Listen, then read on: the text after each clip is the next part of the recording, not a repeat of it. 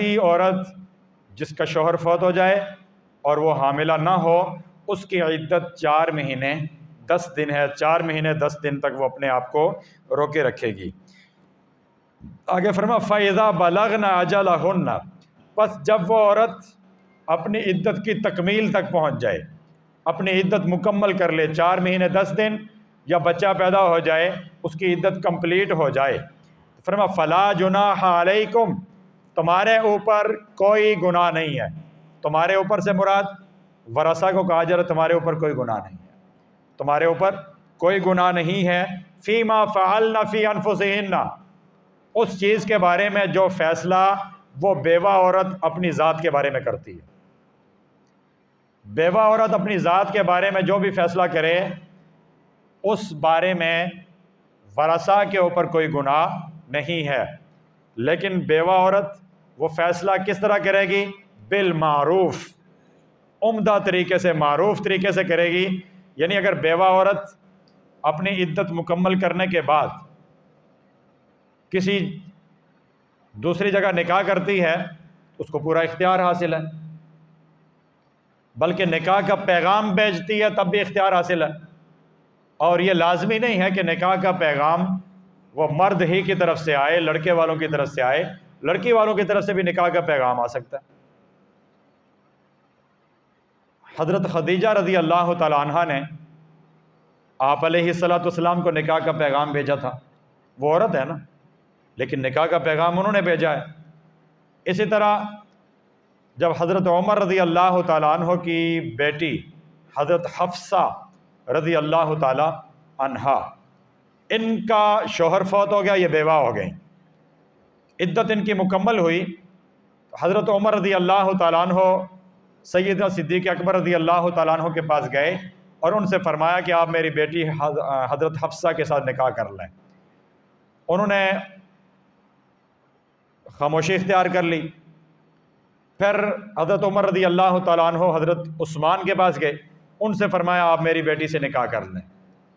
حضرت عثمان رضی اللہ تعالیٰ عنہ نے انکار کر دیا کہ میں نہیں کرتا۔ ان کو بڑا دکھ ہوا، لیکن حضرت ابو بکر رضی اللہ تعالیٰ عنہ نے یہ فرمایا تھا کہ عنقریب انشاءاللہ آپ کی بیٹی کے لیے وہ مجھ سے بھی زیادہ اچھا شوہر انشاءاللہ مل جائے گا۔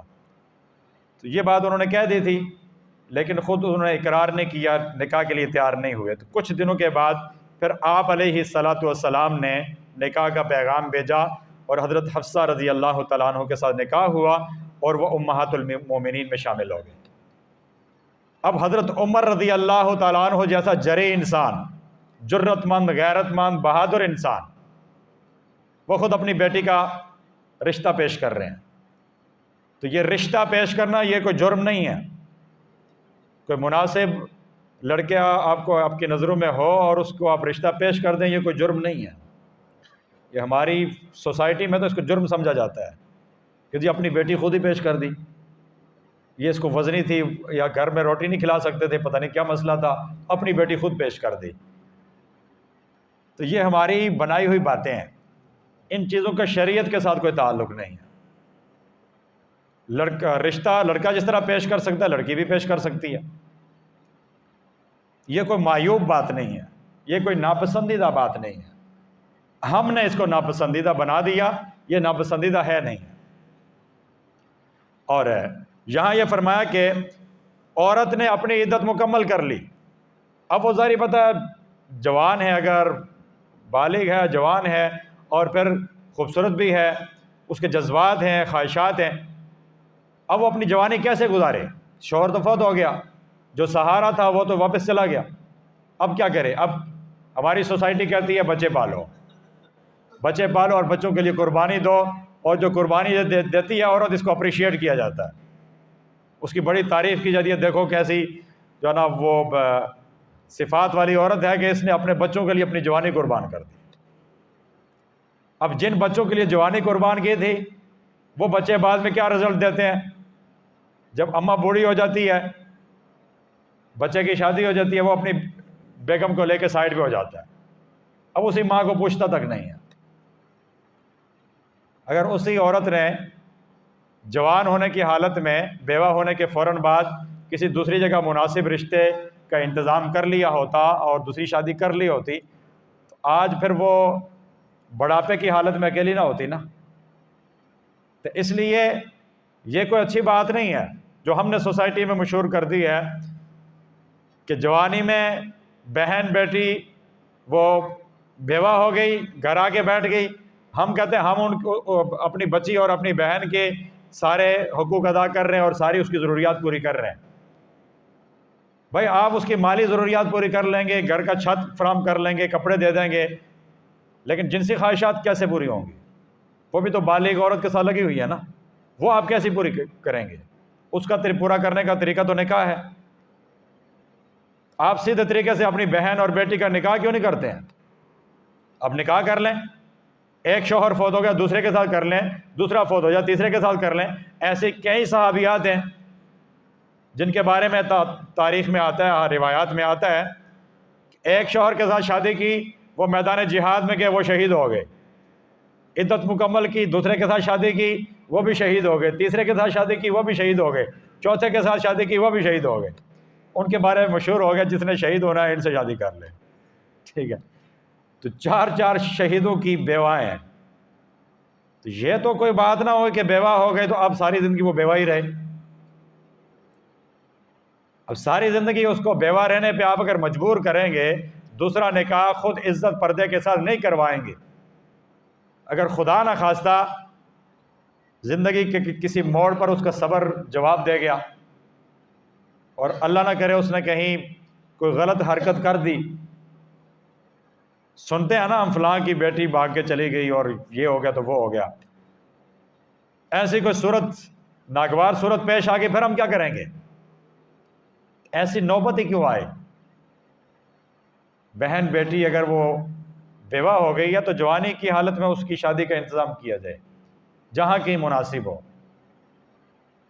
پہلی شادی اگر ہو جائے کسی کنوارے کے ساتھ تو اچھی بات ہے، لیکن پہلی نہیں ہوتی تو دوسری شادی کروا دیں کسی کے ساتھ، تیسری کروا دیں، چوتھی کروا دیں، کوئی مسئلہ نہیں. مرد کو تو اللہ نے 4 شادیاں کرنے کی اجازت دی ہے نا. تو یہ مرد عورت کا سہارا ہے، عورت مرد کی سہارا ہے، یہ سہارا بنتے ہیں. جب جوان لڑکی کا سہارا ہی نہیں ہے، وہ بیچاری اپنی جوانی بچوں کی خاطر گزار رہی ہے، لوگوں کے گھروں میں جا کے کام کرتی ہے اور پتہ نہیں کیا کیا کرنا پڑتا ہے اس کو، لوگوں کی باتیں سننی پڑتی ہیں. اور جن بچوں کو پالا پوسا جوان کیا، جب وہ جوان ہو گئے، ان کی شادی ہو گئی، پھر وہ آنکھیں ملانے کے لیے تیار ہی نہیں ہے، وہ لفٹ کرانے کے لیے تیار ہی نہیں ہے، وہ خود بیگم کو لے کے غائب ہو جاتے ہیں. اب بوڑھی ماں کیا کرے؟ اس کے لیے اب کیا آپشن بچا ہے؟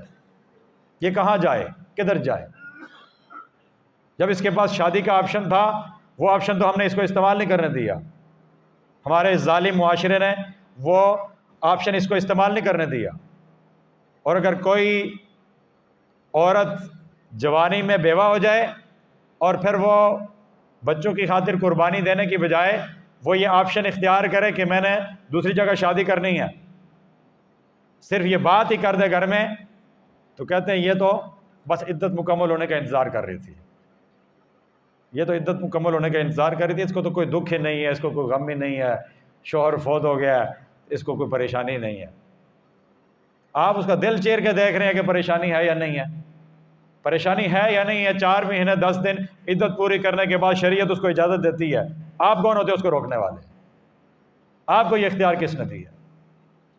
آپ اس کے راستے میں رکاوٹ ڈالیں. آج اگر بیوہ ہونے والی بیٹی اور بیوہ ہونے والی بہن کا نکاح آپ خود عزت پردے کے ساتھ آپ نہیں کروائیں گے، پہلی شادی کے طور پر ہو جائے بہت اچھی بات ہے، نہیں تو دوسری شادی تیسری شادی جہاں کہیں سیٹل ہو جائے، اس کا نکاح نہیں کروائیں گے تو کل آپ تو اپنی قبر میں چلے جائیں گے، پھر آپ کی بیٹی کیا کرے گی؟ ماں باپ جب تک زندہ رہتے ہیں ان کے گھر بچیوں کے لیے کھلے رہتے ہیں، جب ماں باپ دنیا سے رخصت ہو گئے، ان کی آنکھیں بند ہو گئیں، اس کے بعد ہمارا جو معاشرہ چل رہا ہے یہاں پر بچیوں کو کہاں لفٹ کرائی جاتی ہے؟ بابیاں اور دیگر یہ کہاں لفٹ کرے؟ کوئی اکا دکا اچھی مل جائے، ساری ایک جیسی نہیں ہوتی، سارے گھر ایک جیسے نہیں ہوتے، لیکن اکثر کی بات کیجیے کہاں لفٹ کرائی جاتی ہے؟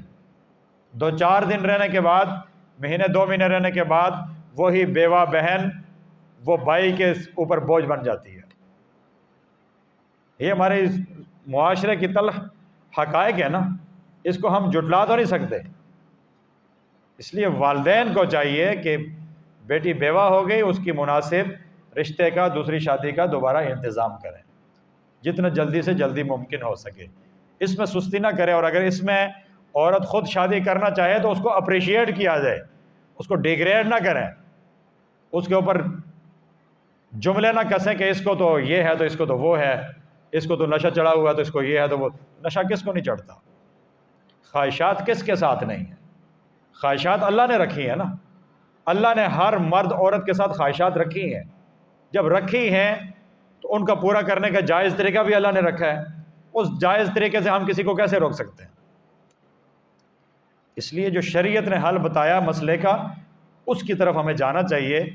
اپنی عقل کے اندھے گھوڑے ہمیں نہیں دوڑانے چاہیے، اپنی من مانیاں نہیں کرنے چاہیے۔ من مانیوں کا انجام پھر رونے دھونے اور پچھتاوے کے سوا کچھ نہیں نکلتا۔ اس لیے شریعت کی بات ماننی چاہیے۔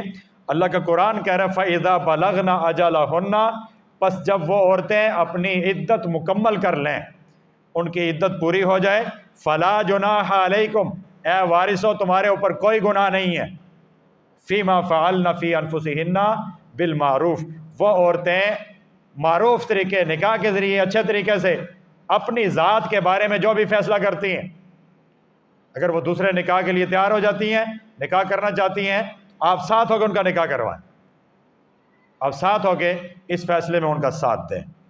آگے فرمایا واللہ بما تعملون خبیر، اور تم جو کچھ بھی کرتے ہو اللہ اسے باخبر ہے۔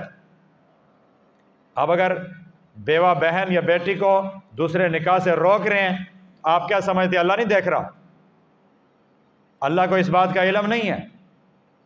اللہ کو نہیں پتا کہ آپ گھر میں بیٹھ کے تو بہن اور بیٹی کو کیسے کیسے کوستے ہیں اور کیسے کیسے اس کو ہے نا وہ دوسرے نکاح سے روکتے ہیں، اس کی ذہن سازی کر رہے ہیں اور پتہ نہیں کیا کر رہے ہیں؟ یہ ساری چیزیں اللہ کی نظروں سے اوجھل ہیں، اللہ ساری چیزیں دیکھ رہے ہیں۔